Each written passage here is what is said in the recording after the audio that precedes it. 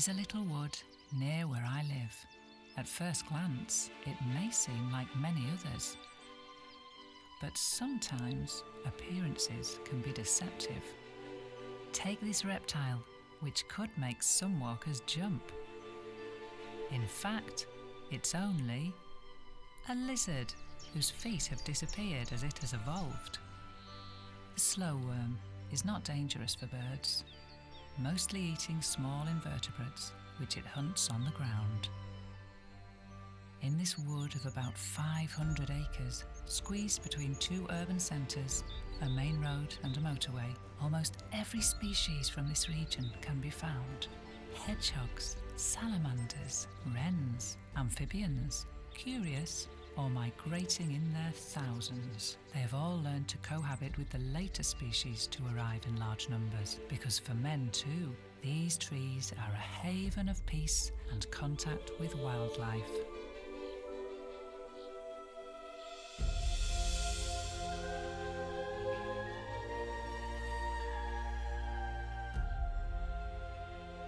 As soon as a little food is laid down for them, the birds arrive in their hundreds.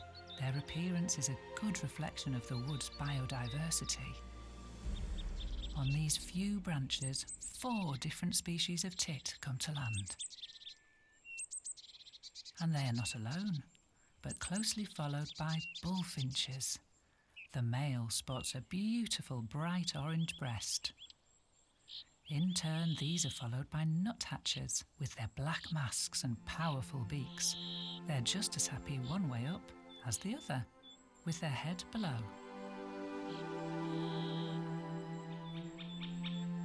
But powerful though he is, he must give up his place when a female great-spotted woodpecker arrives. She herself is pushed aside when a male from her own species comes along. He can be recognised by a red mark on the nape of his neck. His beak is mounted on the equivalent of a shock absorber to avoid his brain from sustaining any shocks which are too violent when the bird hollows the wood to look for food.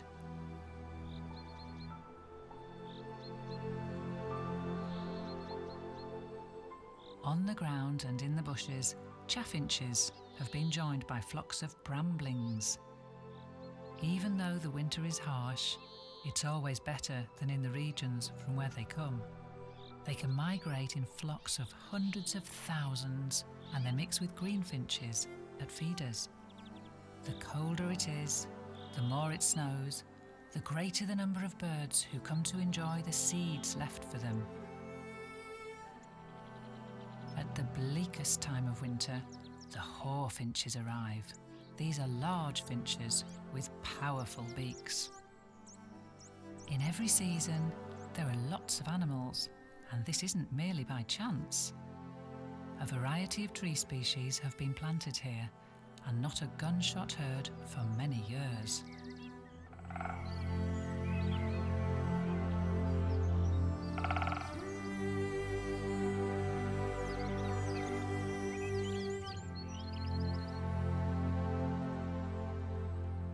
Whatever the weather, small streams murmur serenely. They spring up from the wood, snake between the trees, and then, little by little, slow their path to produce large ponds. They take up their journey again and join the river a few miles further away.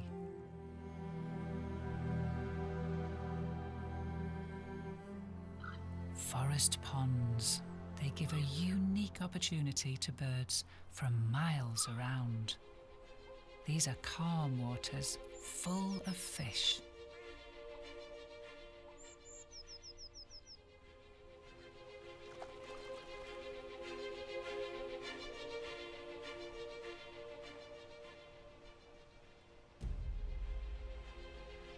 From some larger birds, like the grey heron, to smaller ones, like the kingfisher, all of them find this to be an ideal environment, whether for a short break, a stop during their migration, a longer-term stay, or even as a place to build their nest and shelter their little family. On the banks of the ponds, the population of roe deer, the smallest deer of Europe, is abundant. They were originally forest animals, whose digestive system is best adapted to food from the forest. But for a few decades now, they have adapted to fields and meadows as well. And now, roe deer seem capable of eating a much more varied diet. In my little wood, they let me watch them without fear. Hunting has been forbidden for years, and in the surrounding area, it's only cars which are a danger for them. One result researchers have observed, astonished, is the case of a female roe deer of an exceptional longevity. She's over 15 years old. We know this thanks to the collar she wears, which was fitted for a university study. To find the same roe deer 15 years later amazed the researchers. Proof that even for animals close to us, there is still much to learn. Although fond of young shoots, it's not roe deer who've attacked this tree, but woodpeckers. They make the most of dead trees, which have been left standing on purpose to favour the richness and diversity of the wood. All the indigenous species of woodpeckers live here. The middle spotted woodpecker is doubtless the most rare. The black woodpecker settles here every year in a home that it has carved out itself in a healthy tree. Throughout spring, the wood resonates with tapping and calls of woodpeckers. They all nest in cavities, including great spotted woodpeckers. The male and the female take turns to feed the young in the entrance. A few metres high, they're safe from most predators. But it is not only birds who are interested in these homes. The squirrel sometimes steals eggs, and even young birds. It might try to take their place and set up home in the lodge.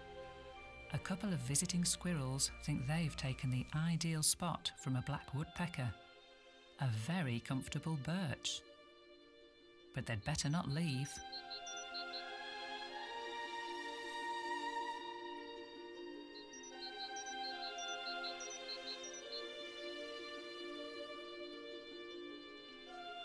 Because in its turn, a green woodpecker, prospecting, has found the site. The lodge has a wonderful view and seems to be to everyone's taste. The wood is so welcoming in spring. There's a kind of housing crisis for those fond of comfortable hollows in which to bring up their young. A little later in the year, beneath the summer sun, the frenzy has shifted to the ponds. The transparent wings and fragile appearance of dragonflies and damselflies are a good disguise for their super predator character on the surface of ponds and marshes. For now, their potential victims have a short respite. Dragonflies and damselflies are mainly hunting for partners.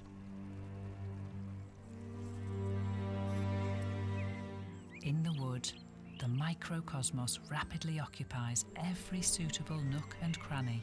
A colony of hornets have found a hole and settled in this old trunk. In the bottom of the valley, the morning dew shows the network of thousands of traps woven by just as many spiders which patiently wait for their prey.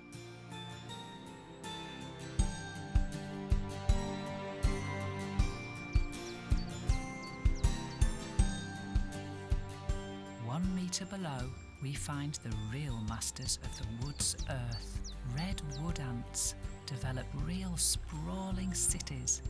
Other insects had better not risk adventuring there.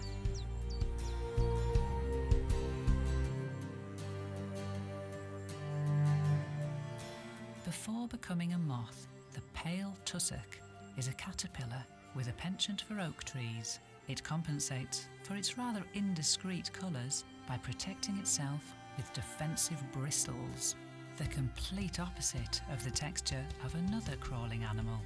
The spotted leopard slug measures up to 20 centimetres and wears its name well. For its spots and for its role as a predator, it attacks other slugs.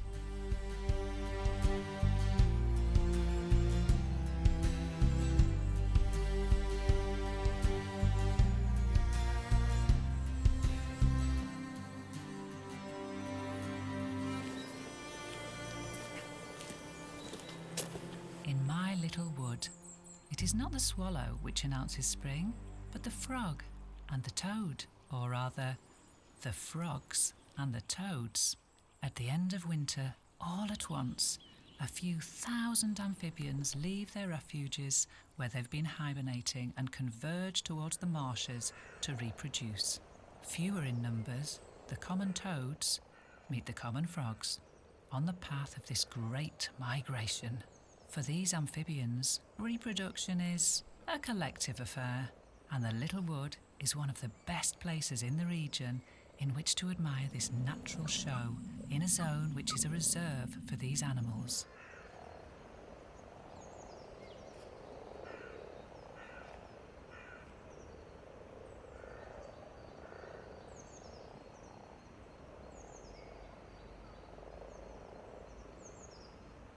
After the migration of these thousands of frogs and toads, there will be millions of eggs, amongst which a few newts weave in and out. They have come for the same reasons, to take advantage of the woods, ponds and marshes, to come and lay down a new generation of their species. Whilst elsewhere their habitat is shrinking, they have found here a haven of peace.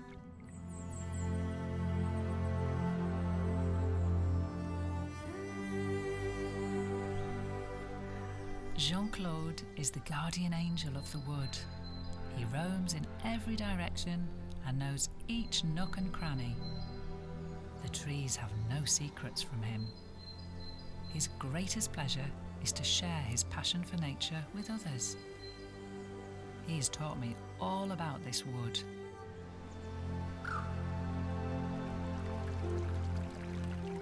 Crayfish also live in these streams and marshes. Omnivorous, they enjoy everything, including spring's migration of amphibians. Exhausted, tens of frogs and toads die after having laid their eggs, and the crayfish make the most of it.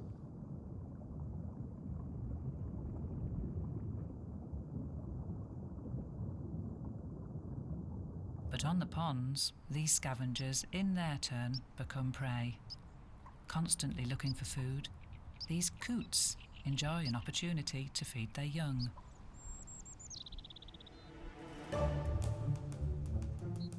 There would be no balance in a forest like this without thousands of little rodents. Voles and wood mice abundantly populate the wood. Constantly on their toes, they search through the earth all day long to look for food. Seeds, buds, young shoots. They nervously scamper around all the time, striving to remain under shelter as much as possible and not be discovered, for they have many predators. Birds of prey, foxes, stoats and weasels are always stalking them. On the wood's boundary, a small tightrope walker climbs the flowers and grasses, looking for its next meal. This is the harvest mouse, a minuscule rodent proficient in its balancing act. 4 centimetres in length, weighing a few grams, and with an especially long prehensile tail, which is able to uncurl and grip to anything like a fifth limb. It's thanks to this tail that the harvest mouse can hoist itself onto plants to look for seeds and fruits or berries. The tiny creature doesn't bury its nest like many rodents, but rather weaves and suspends it like a bird's nest.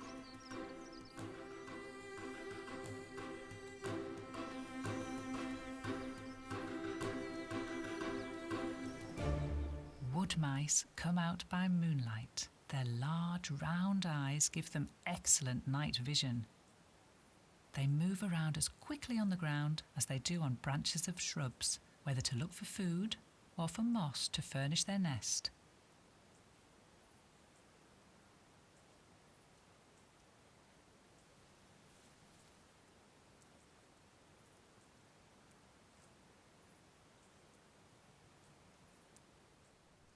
At the beginning of spring, the undergrowth opens up everywhere, and thousands of plants exhibit their short-lived floral finery.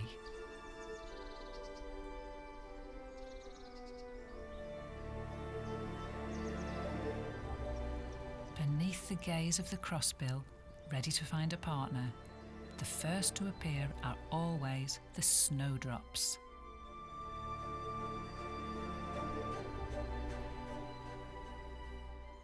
Later come the fly honeysuckle, brambleberries, lords and ladies, and many more still. All of these flowers are a delight for bees and any insect which loves pollen.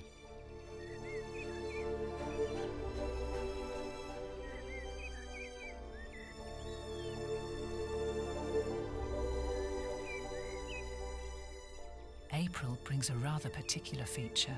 A carpet of green will suddenly become a magnificent blue-violet tapestry made up from thousands of flowers. Bluebells carpet entire areas of the wood before disappearing again for another year. Following the blue, thousands of white bells take their turn. Beautiful and perfumed, the lily of the valley is also a poisonous, even deadly plant. Its presence in the wild is an organic clue as to just how old the forest is. In autumn, all the flowers have disappeared, and it is now mushrooms which come out everywhere in the undergrowth.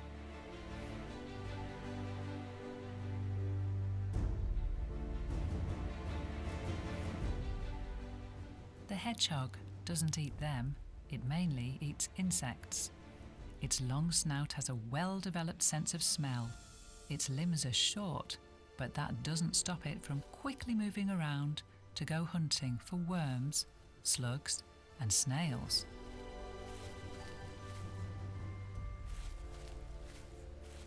Mainly nocturnal, in autumn it comes out more by daytime, rushing to gather stores of fat before winter arrives, during which time it will slow down its rhythm and remain immobile in a shelter.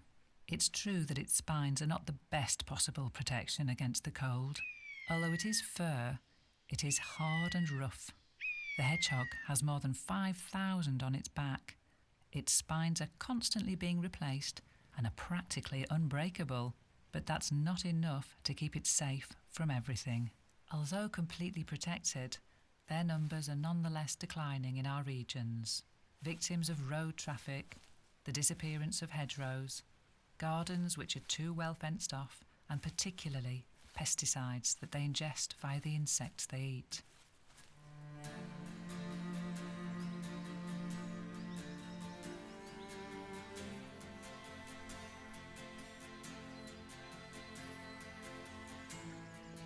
The fauna, flora, as well as the peacefulness of this place attracts all kinds of visitors. Sometimes I cross the paths of walkers, joggers, and even riders. Their presence doesn't bother anything that lives in the wood.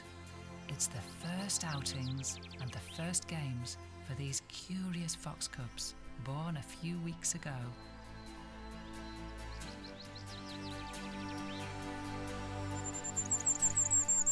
Beneath the gaze of a firecrest, and whilst awaiting the return of their mother, who has gone hunting, they discover their territory and become bolder, adventuring little by little further and further from the family den.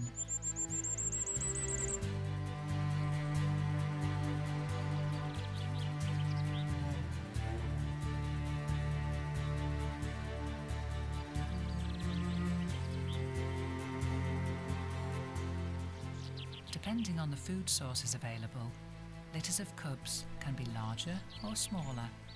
When the winter has been cold or rodents have been sparse, a vixen will only give birth to 2 or 3 young at a time.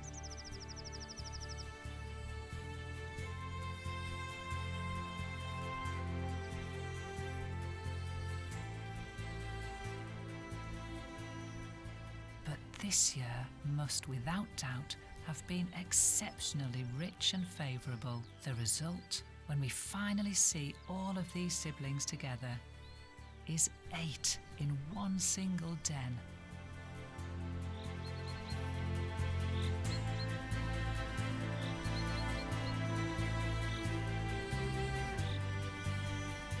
In the spring, all the parents are on alert. A couple of wrens continuously make return trips. On average, they bring a new meal to their nest every 3 minutes.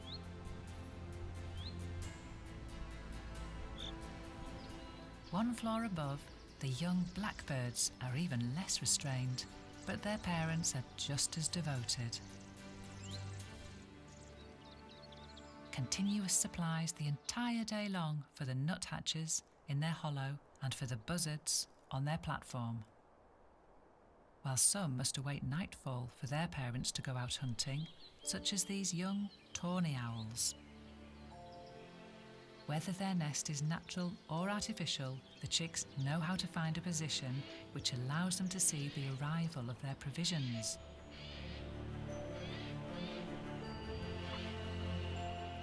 And when the family nest is really full, from time to time, a little cleaning is essential.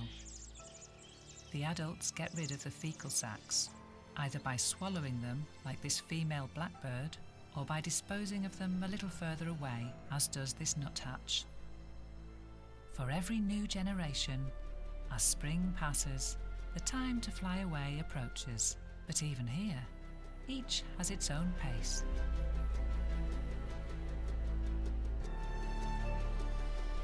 Absent for a long time, wild boar have once again found the forest paths. Having arrived here by crossing fields and roads, they don't stay all year, but find enough to eat here for a few days and leave irrefutable traces of their regular visits.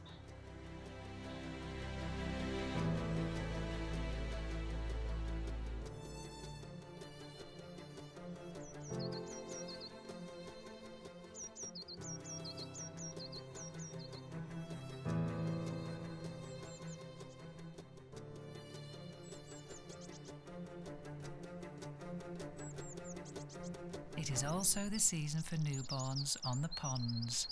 Straight out of the egg, most fledglings already know how to move around on water and follow the adults to beg for their food. Coots and moorhens constantly struggle to feed them. They seem so different from their parents that it's difficult to imagine that a few weeks later, these young, shaggy creatures with sparse feathering will be of adult size and look the same as their elders.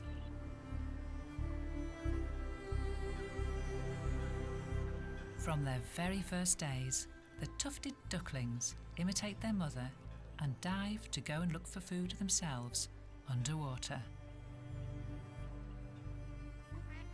It is the same period of apprenticeship for the young kingfishers. They stay near the adults to observe and imitate their fishing behaviour. They are now sharing their territory with a new arrival.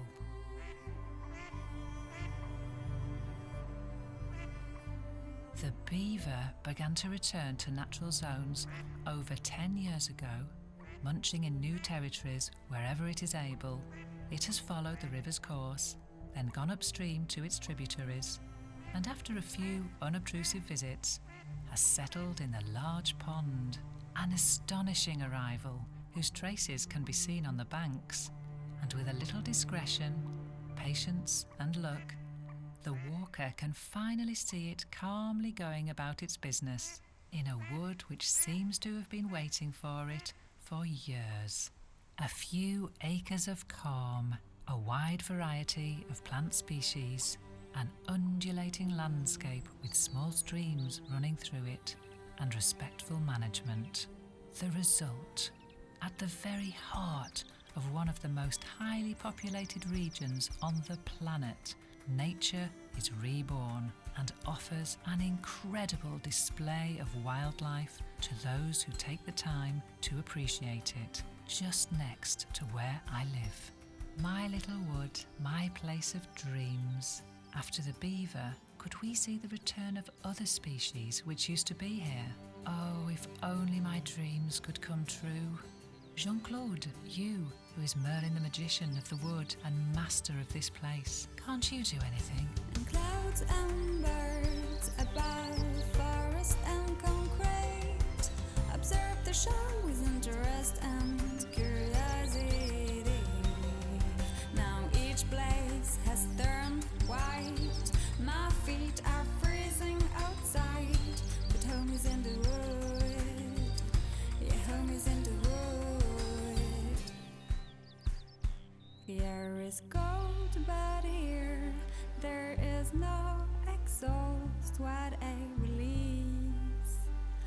got to go back in town, so noisy.